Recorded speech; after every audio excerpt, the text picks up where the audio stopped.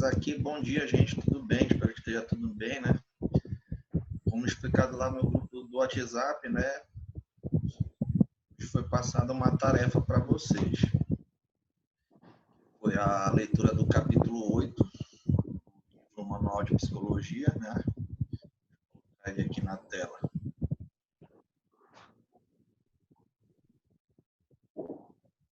Então foi, só para mostrar aqui, né, para o pessoal que não assistiu, né? Então é esse livro aqui, tá? Que eu já passei para vocês. Manual de Psicologia Jurídica, tá bom? E aí o trabalho foi em cima desse capítulo 8, que é Psicologia e Direito Penal, né? Que já continua a introdução da criminologia, né? Que é a disciplina que nós estamos vendo agora. E juntamente com esse capítulo eu passei algumas perguntas, joguei lá no grupo, como se fosse um estudo dirigido, né, gente, para ajudar vocês a entenderem o capítulo, né? E aí vocês podem responder essas perguntas e me enviar por aquele e-mail da prova, o mesmo da prova, né? Até amanhã, justamente para poder contemplar aí quem não assistir a aula, né? Ou quem está sem internet, né? Vai assistir esse vídeo depois e vai poder fazer sua tarefa, tá? Então, pode entregar até amanhã, sexta-feira, dia 24. Tá? Então, feito isso, né, vamos tentar discutir um pouco o capítulo, né, em cima desse roteiro que eu passei para vocês. Vocês tiveram um tempinho Beleza. aí para ler, né, e para tentar fazer o exercício, né. Aí agora a gente vai discutir um pouco, né, para tirar dúvidas, esclarecer, né, e ajudar vocês a responderem as perguntas e estudar para esse capítulo, né, que ele vai cair na prova de vocês, né, gente? Já é da disciplina criminologia desse segundo bimestre agora, para quem ainda não está ligado, né? Então tá aqui, capítulo 8, Psicologia e Direito Penal. Aí a primeira pergunta que eu fiz, né, foi, né, que é o atavismo, né? E como isso era utilizado pela criminologia no início. Então, alguém aí que leu, né, o capítulo, conseguiu achar essa pergunta, entendeu ela, né, ou tem alguma dúvida ou queria contribuir algo, fique à vontade, que a gente está gravando para os colegas, né, no YouTube. Dia dele já.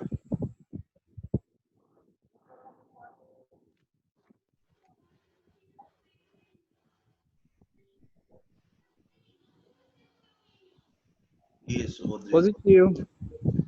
É igual a colega passou aí também, o Rodrigo aí. Uhum. Fale aí, Delcino. À vontade.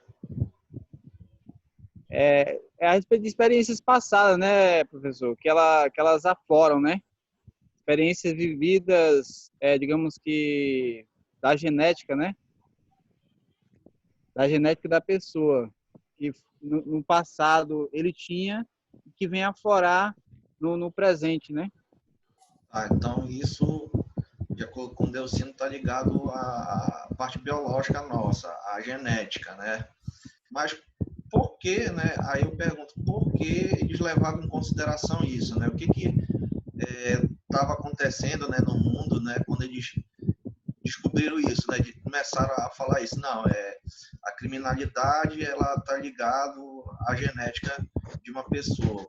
Por que as pessoas formularam, né, essa teoria aí, né? E ela é verdadeira? O que vocês acham? Quem leu, né? Puder contribuir. O pessoal que participou hoje, né? Professor, se a gente for levar em consideração os fatores, né, que podem desencadear essas características, né, de criminoso, e talvez eles pensassem que era genética porque você nasce do seu pai, você mora no mesmo ambiente, você vive no mesmo ambiente, então a pessoa que compartilha o mesmo ambiente acaba tendo predisposição a praticar os mesmos atos, né? Então, eles levaram para o lado biológico o que é, de fato, característica do ambiente, né? Da criação, da educação, tudo. Mas eles levaram para esse lado biológico aí. Acredito que seja isso. Correto também. Foi o Rodrigo, né, que respondeu. Correto, Rodrigo. Positivo. Se a gente for pegar aqui, né, quando iniciou-se a criminologia, gente, né,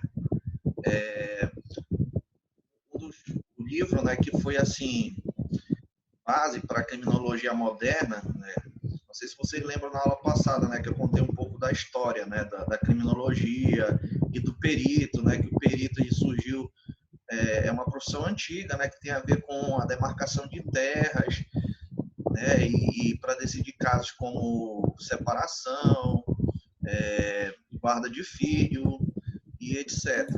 Né? Então a gente viu na aula passada um contexto histórico, né, de como foi criado. E um livro base, que é a criminologia moderna hoje em dia, né, foi esse de Cesare Lombroso, né, que a gente falou também na aula passada, que ele fez um tratado antropológico experimental, né, sobre a delinquência do homem no século XIX. Além de outros teóricos que eu mostrei para vocês, né, como aquele lá do cérebro, deixa eu mostrar aqui de novo, né, da frenologia, lembram? Sim. Deixa eu colocar aqui de novo, para a gente relembrar, né?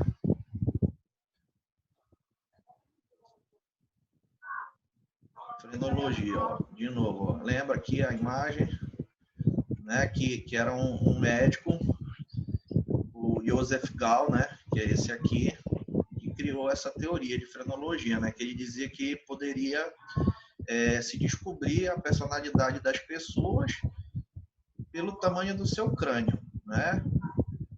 Então isso aí é século XIX, né, gente? Então a criminologia moderna, assim, né, que a gente mais conhece, ela veio se fundar aí no final do século XIX com esses vários tratados e teorias que foram criados.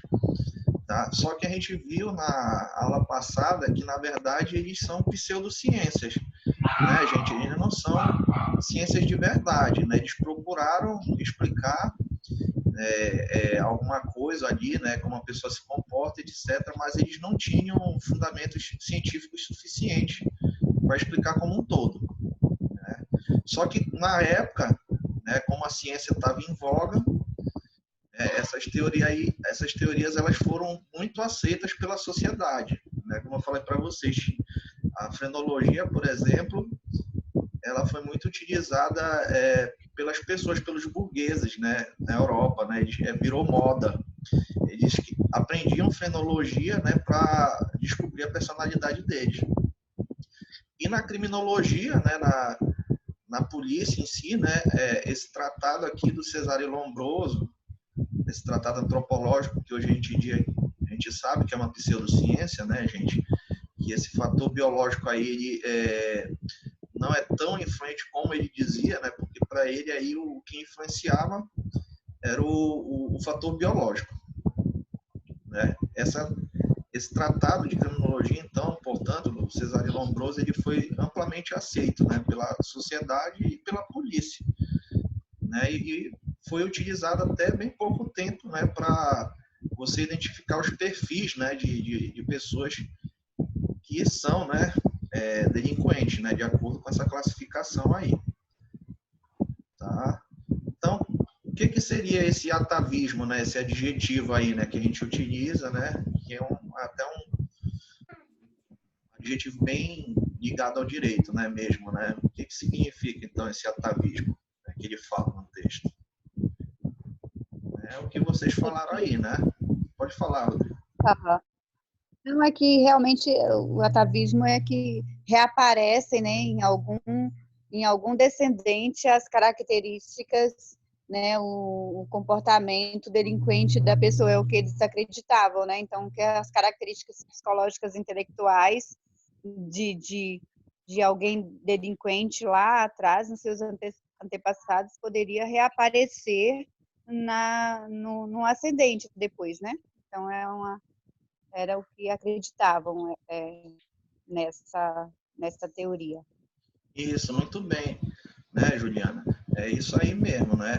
E aí eu estou dando contexto histórico, né, para vocês, né? Vocês já sabem, né, que de onde veio, foi final do século XIX. Mas, assim, eu queria saber de vocês, né? Vocês acham que é algo que as pessoas ainda se utilizam inconscientemente, desse atavismo? As pessoas, assim, mesmo sem saber, elas olham assim, e esse aí, por exemplo, nasceu na Baixada, né? Vamos dizer assim, ele vai ser bandido. Vocês acham que as pessoas ainda se utilizam desse argumento? Acontece. Eu acho que acontece muito ainda. Por exemplo, você é descendente de Lampião, por exemplo.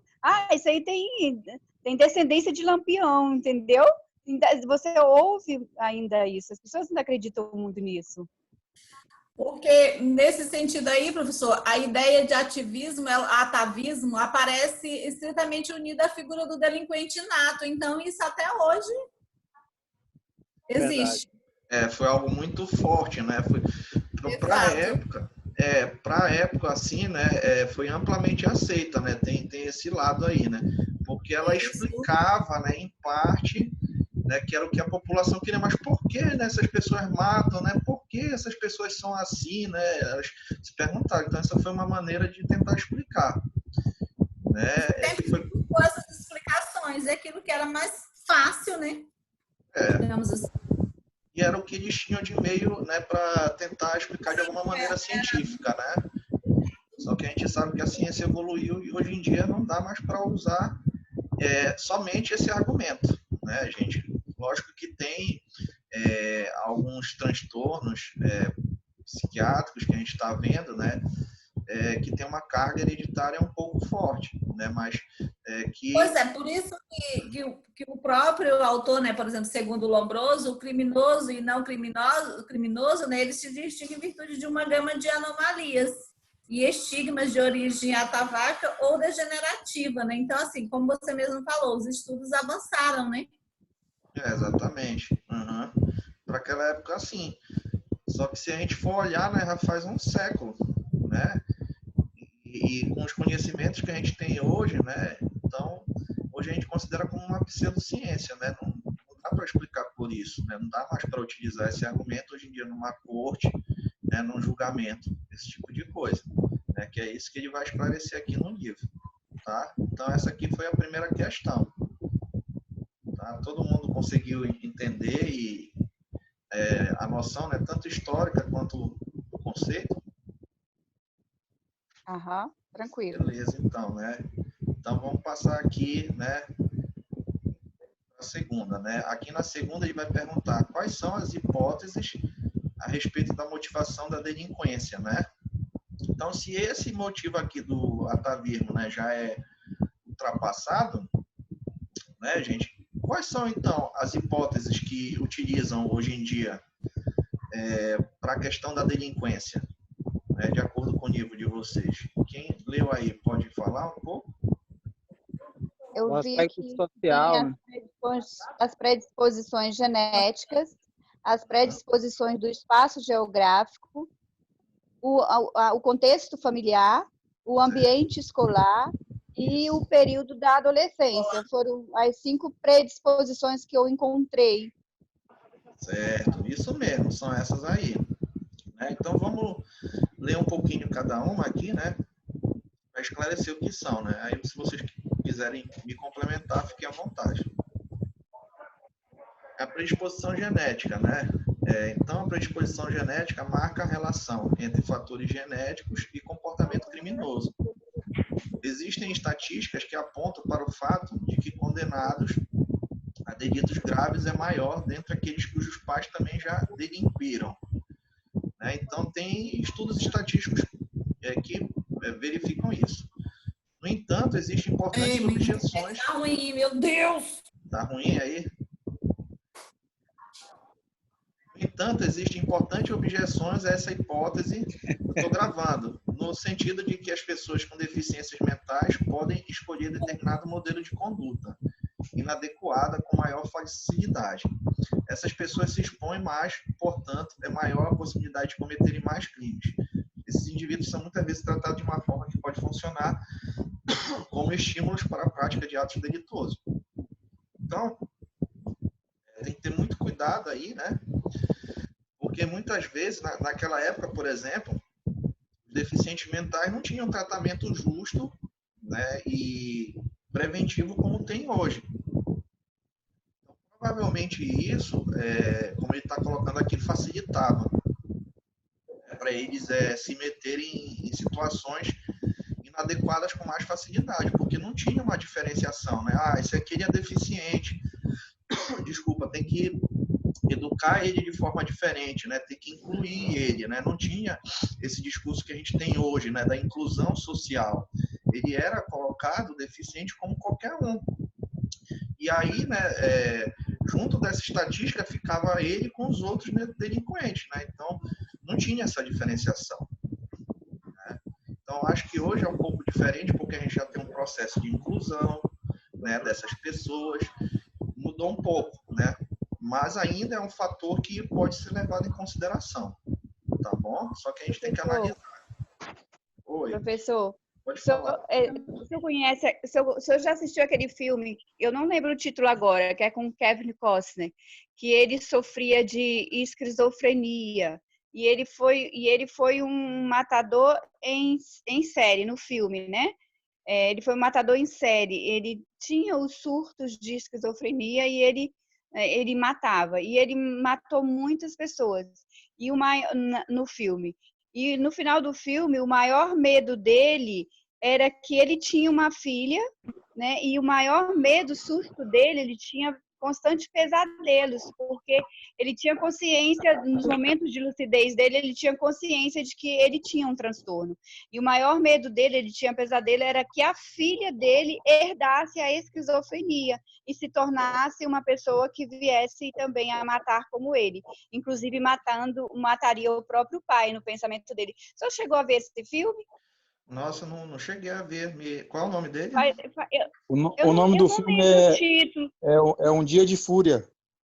Um Dia de Fúria. Não é Um Dia de Fúria, não. Esse Dia de Fúria é diferente. É com Michael Douglas. É diferente, né? O Dia de Fúria é com outro ator, não é com Kevin Costner, né? Que você falou. O nome dele, professor. O ator principal é Kevin Costner. Eu esqueci o nome dele, mas é relativo à esquizofrenia. Então, quando eu estava lendo aqui da predisposição genética, eu lembrei do filme, né? Porque a grande preocupação dele era que a filha tivesse a predisposição genética, né, para a esquizofrenia. Entendi. E fosse uma matadora como ele. Mas eu vou lembrar o título dele, depois tu me passa. Agora, pelo que tu me falou, é interessante, né? Porque ele foi para a guerra, foi isso que aconteceu com ele? Não, ele perdeu a esposa e teve daí para frente ele passou a cometer os crimes, a matar, né? Aí o que ele acontece? Tinha a esquizofrenia. Ele conversava com pessoas, ele via pessoas, ele conversava com muita gente, ele fazia o que essas pessoas lhe mandavam, e tudo era fruto do próprio transtorno que ele tinha. Entendi. É muito interessante esse filme. Depois me passa para eu ver. Mas pelo que tu me falou, assim, né, hoje em dia, a esquizofrenia em si, né? A gente sabe que tem uma questão hereditária.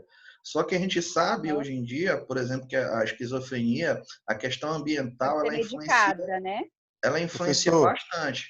Então, só um minutinho. Então, no caso dele, como ele perdeu a esposa, né? Já foi um evento traumático, né? E o estilo de vida dele, né? Assassino, também é algo que é tenso. Né? Então, isso pode contribuir até mais do que a questão genética, né? O estilo de vida e os traumas que ele passou para o desenvolvimento da doença. A própria questão genética, né? E hoje tem remédios, né? Tratamento, sim, remédio controlado, né? Quando você cuida desde o início da esquizofrenia, fazendo terapia, né? Porque o certo é você fazer terapia psicoterapia e o tratamento medicamentoso, né? Porque é o tipo de transtorno que tem que tomar medicação, porque senão as alucinações, os delírios, a agressividade aumentam, né? E ele pode ter crises e depois dessas crises, né, a pessoa não volta mais a mesma, né? Ela vai piorando. Então, por isso que tem que cuidar desde o início, né? Aí eu não vi o filme, mas pelo que eu presumo, assim, ele não cuidou, né? Aí ele foi ficando pior, né? Isso. No caso Tá. da filha, pode ser que ela desenvolva ou não, entendeu? Ele Porque tinha pavor, porque ele achava que ela ia desenvolver também. Sei. Instinto secreto, ele tá falando aqui, o Rodrigo? Eu vou descobrir, Rodrigo, vou descobrir. Eu lembro do filme todinho, lembro do ator que eu gosto demais, né? Que eu gostava muito dos filmes dele, mas não lembro o título. Pela sinopse que eu coloquei na internet, é com a Demi Moore também? Não sei se era Só com lembra Demi do Moore. Kevin Costner, né?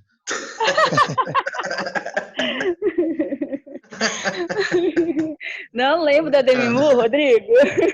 Mas aqui Mas fala, né, enfim. ele é assassino em série e tudo. Isso, deve ser. Exatamente, eu acho que ela é a policial que investiga ele. É isso mesmo, Rodrigo? Olha aí, nosso detetive Rodrigo aí descobriu. Google. Tá certo. Pois é, né? Então, gente, a gente sabe que essa questão da predisposição genética aqui, ela é em parte, né? Não quer dizer que a pessoa ela nasça com alguma coisa, né? Geralmente, né? Com algum tipo de transtorno que ela vai desenvolver aquele transtorno. Existe hoje em dia, a gente é mais ciente, né? Que existe outras coisas que podem influenciar nesse transtorno aí para ela desenvolver, tá bom? Então, obrigado pela contribuição. O outro fator aqui é outra hipótese, né? A geografia do crime. O local favorece a prática do crime. Ocorrem mais crimes em locais como bailes, festas raves, boates, bares, ou seja, em locais onde o sexo, a droga e a violência compõem um coquetel propício ao delito. A geografia do crime abrange todas as classes sociais, culturais e econômicas, né? Eu me lembro disso quando eu fui morar para Rondônia, no primeiro ano, eu morei numa cidadezinha em Ariquemes. Não sei se vocês conhecem o nome dela, né? Que é Ariquemes. E lá eu achava super tranquilo, né? Porque para quem morou em Belém, né, que é super perigoso, morar num local com menos gente, né, e mais afastado, é muito tranquilo. Mas eu vivia os meus alunos ouvindo, né, os meus alunos dizerem e as outras pessoas dizendo que era perigoso lá, né? Só que eu nunca fui assaltado, nunca aconteceu nada. Aí eu tinha um aluno meu que era policial, aí uma vez eu perguntei para ele, né, como é que é aí o perigo, né? A gente tem que se proteger, né? É perigoso aqui, né? Perguntei para ele. Aí pegou e falou: professor, o senhor andando de manhã aqui, de tarde é tranquilo. Agora o senhor não indo para onde é local perigoso, não vai acontecer nada para o senhor, né? Ele me falava isso, né? Então é o que? Essa é a geografia do filme, né? Do crime, desculpa. Que se você não quer, né, se meter em confusão, se você não quer fazer nenhuma confusão, né, você não vai para onde tem confusão, né? Então essa que é a lógica aqui. Então, onde ocorrem mais crimes são aonde, gente, né? Em locais de festa, né, bares, né, onde tem sexo, droga, violência, né, esse tipo de coisa, né. Então essa é uma outra hipótese, a geografia do crime. Alguma contribuição sobre? Então bora tocar aqui, né. A outra hipótese, né, a família. É no seio da família que se instala os valores, os costumes, os modelos de conduta, os fundamentos. Enfim, os comportamentos da pessoa que refletirão no futuro e na postura do indivíduo perante a sociedade, consequentemente, na prática não de atos delituosos. Então, gente, eu, tanto como professor de psicologia, como psicólogo e orientador de estágio, teve vezes que eu tive que ir, né, em abrigos, né, fazer visitas com os meus alunos, né? Então a gente via, por exemplo, a situação às vezes de crianças, né, que eram abandonadas ou então eram afastadas do lar, né? Então diversas vezes eu entrava em contato com crianças que eram muito agressivas, né? Não só pela situação em si de estarem no abrigo, mas quando a gente vai descobrir a história em si, né, da criança, você descobre, né, que ela foi afastada do pai porque o pai batia muito nelas, né? Ou então violentava, né? E aí você percebia o comportamento da criança, né?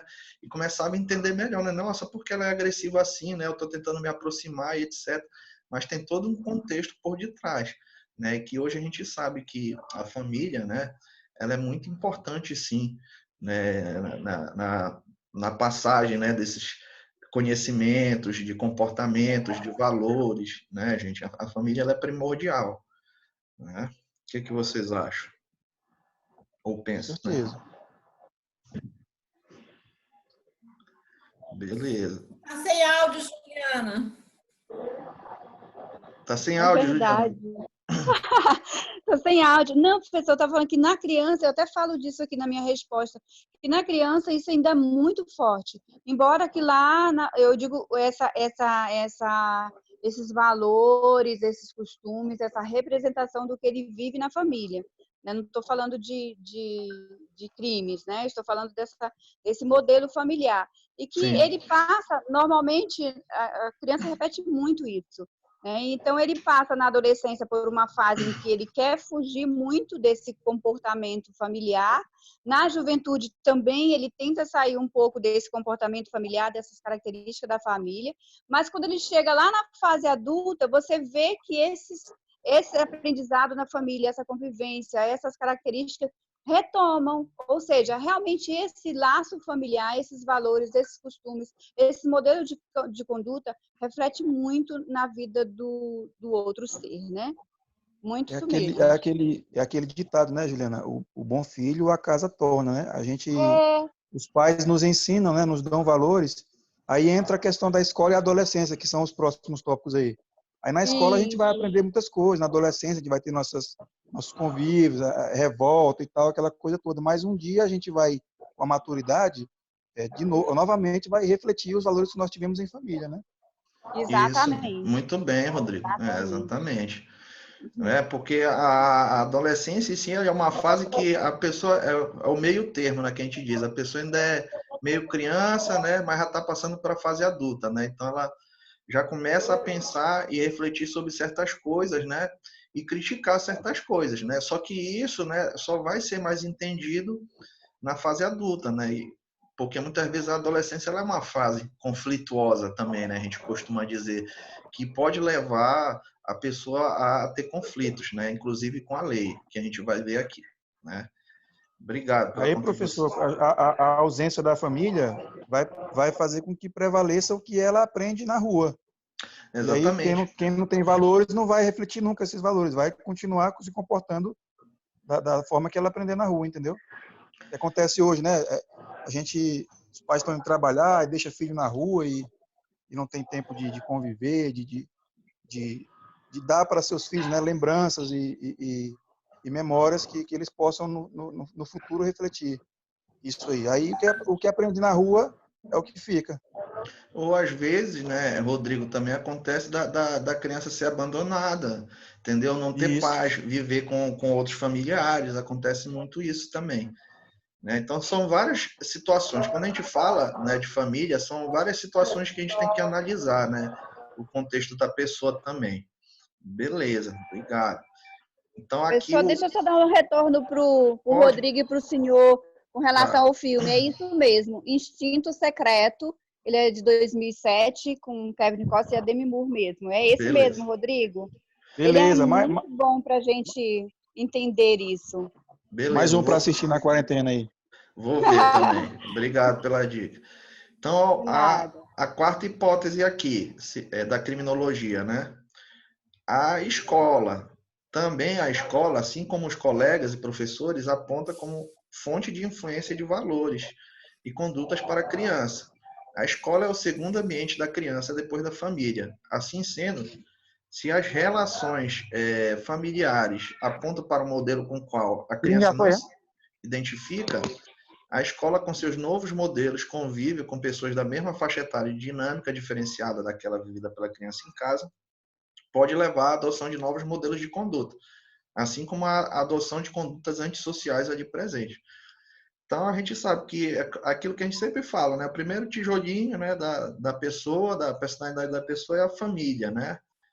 O segundo vem a escola, né, que é outra coisa que faz uma tremenda influência, né, gente, tanto para o bem assim quanto para o mal, nesse sentido, porque às vezes acontece do aluno não se adaptar à escola, né, e aí essa não adaptação, né, à escola, que é um tipo de mini sistema, né, que a gente passa para a gente se ambientar, né, e ir aprendendo coisas sobre a sociedade, né, até a gente ter uma maturidade de desenvolvimento maior para poder conviver, né, também pode ser uma primeira experiência frustrada dessa pessoa, né? Assim também como, por exemplo, às vezes a escola pode ser uma segunda família para a pessoa também. Às vezes a pessoa já tem alunos nossos que às vezes a família não é legal, né? E aí onde ele vai encontrar esse apoio, onde ele vai encontrar, né, essa firmeza para ele seguir em sociedade? Na escola também, né? Então a gente tem que analisar, como eu digo para vocês, o uno e o verso das coisas, né? Ver os dois lados da moeda, né? Algum comentário aqui sobre a escola? Faltam 8 minutos para terminar essa parte aqui. Assim, professor, o meu filho, o primeiro contato dele com a escola, ele não se adaptou, mas acho que era da escola, porque quando eu tirei ele e coloquei em outra escola, aí já foi tranquilo. Então, acho que algo estava acontecendo. E por ele ser pequenininho ainda, não sabia falar direito, e ele não conseguia expressar o que realmente acontecia. Tá certo. Pois é, essa adaptação aí, Adriana, ela é muito importante, né? Essa hipótese aqui não está à toa, né? Porque tem alguns estudos que associam, né, a questão da escola ao início da delinquência, né? Se a gente for procurar aí. Então, ele não está à toa aí, né? Se a pessoa ela não é bem adaptada à escola, né? Isso é o que eu sempre alerto os pais, né? Quando eu vou atender criança, né? Vamos tentar ajudar, né, a criança agora, nesse momento aqui, né? Porque depois, né, quando virar adulto, vai ficar muito mais difícil, né? Mais difícil. Eu também Exatamente. concordo com esse ponto. O meu filho, ainda mais menino homem, ele é mais complicado. E eu, tipo, tento criar ele mesmo na linha dura mesmo, para ele entender que ele tem que crescer com princípios. Que a Correto. vida é brincadeira, assim. Tentar amenizar agora para futuramente não vir a acontecer algo. Isso. Obrigado, né? Então, mas para isso, né, é necessário que a escola esteja preparada, né, também para absorver, né, essa população e também incluir os outros, né, os deficientes e etc. também, né? Então, aí já passa por uma questão de política, né? Uhum. Essa situação, né, professor, que você falou, a questão política, né? É preocupante, porque tem um exemplo aqui perto de casa de um vizinho meu que a mãe dele, a esposa dele dava aula na escola e os filhos dele estudavam lá também, né? Mas ele teve que tirar o filho de lá, porque o menino tinha um comportamento ele era mais tranquilo, se preocupava em estudar e tudo, e estava sofrendo bullying por causa disso, né? Porque a escola não tem essa estrutura de acompanhamento dos alunos e tal, e assim, o ambiente escolar não é um ambiente favorável, né? Isso se deve a essa questão que você falou, né? A questão da valorização da estrutura, valorizar os profissionais e ter, de fato, esse acompanhamento. Então, dentro do ambiente público, pelo menos essa escola, mas eu acredito que a maioria seja assim, essa questão de acolhimento, esse relacionamento aí entre escola e alunos, ele não tem sido muito bem gerido, não. Aí já entra para um outro âmbito, né, meu querido? A questão política também que a gente tem que ficar, né, atento aí, também, né? Principalmente galera aí do direito. Vamos aqui para a última hipótese aqui, né? Já faltam 5 minutos para terminar esse vídeo. A adolescência, né? Como eu sempre frisei para você, né? Os adolescentes eles são seres em desenvolvimento, né? Que às vezes a gente não considera isso, né? Quando a gente vê um adolescente cometendo crime, mas é bastante comum. Então, o que ele vai falar aqui? O adolescente ele seria, em decorrência do momento de transição que está vivendo, mais vulnerável à prática dos crimes, né? Então, isso já são uma população vulnerável, como aqui está dizendo, né? Então, as mensagens que induzem a violência operam sobre ele de forma diferenciada, quer se opor à sociedade e aos pais, visando construir os seus próprios conceitos e modelos, além do que se sente poderoso em situações de grupo que podem levá-lo à prática de crimes. Isso é muito verdade, gente, porque quando eu trabalhei em prefeitura, lá em Belém, né, tinha, não sei se vocês ouviram falar, mas tem muita festa de aparelhagem lá em Belém, né? E quem patrocina geralmente essas festas de aparelhagem são os próprios traficantes, né, de droga de Belém. E aí o que acontece, né? Eles vão para a festa, tudo bem vestido, né? Com cordão de ouro, né? Com um monte de gente ao redor deles e etc. Eles fazem competição de quem paga mais bebida e etc. E aí como é que isso vai refletir, por exemplo, no adolescente, né? Ali de periferia, que era o adolescente que eu trabalhava, né? Que o pai, por exemplo, era lixeiro, entendeu? Que o pai era autônomo, né? Que pintava, fazia casa, era pedreiro, entendeu? E que não podia dar uma oportunidade ou então algo melhor para o filho dele, né? Então, o que aconteceu era mais ou menos isso. Esses adolescentes acabaram muito influenciados, né, por esse tipo de comportamento e acabavam virando traficantes de drogas, né? Que era algo bastante comum lá em Belém, né? E aí a gente tem diversas coisas para E discutir, né? também, Desde professor, assim, se Uhum, você observar a questão da adolescência, uhum. Pode falar, tô ouvindo. a minha internet está horrível. Oi? Pode passar então, beleza? Tá, então só para finalizar aqui, que falta 2 minutos, né? Então é importante ressaltar no presente contexto a diferenciação entre dois termos muito vezes usados como sinônimos, mas que apresentam conceituação diferenciada na psicologia. A gente viu lá a questão da família, da escola, é um período em que o filho ele tende a se afastar da família, né? É um período em que às vezes a maioria dos adolescentes eles não querem estar muito próximos dos pais, né? E aí é um período que a gente tem que ter muito cuidado nesse período da adolescência em função disso, porque quando eles se afastam, quando ele tem contato com outros grupos sociais, né, além da família e da escola, e tem esse convívio aí que o professor falou, né? E eles tendem a se afastar e aí depois eles retomam, né? Dependendo daquilo que foi dos valores que foi trabalhado na família, eles retomam, eles voltam com essa, digamos assim, essa vontade de estar novamente com a família, do seio familiar, de todos esses valores, né? Correto. Mas o período da adolescência, eles tendem a se afastar, não querer sair com os pais, né? Que é o que a O que gente eu achei também chama... interessante, professor, aqui nesse período, complementando o que Delma fala, eu achei interessante essa diferenciação entre a agressividade e a violência. Então, a gente Uhum. percebe, quem já teve filho adolescente, quem trabalha com adolescente, a gente percebe que é muito nítida essa agressividade nessa fase. Então, lendo esse artigo, eu pude entender que essa agressividade faz parte, digamos assim, da sua defesa. Essa agressividade faz parte dessa busca de se diferenciar do que está posto para ele. Nato, né, Ju? Está posto na família, isso, está posto na família, está posto na escola, e então ele se torna agressivo como uma forma de se proteger, como uma forma de poder se impor enquanto ser em formação. Não significa essa agressividade que seja violência, porque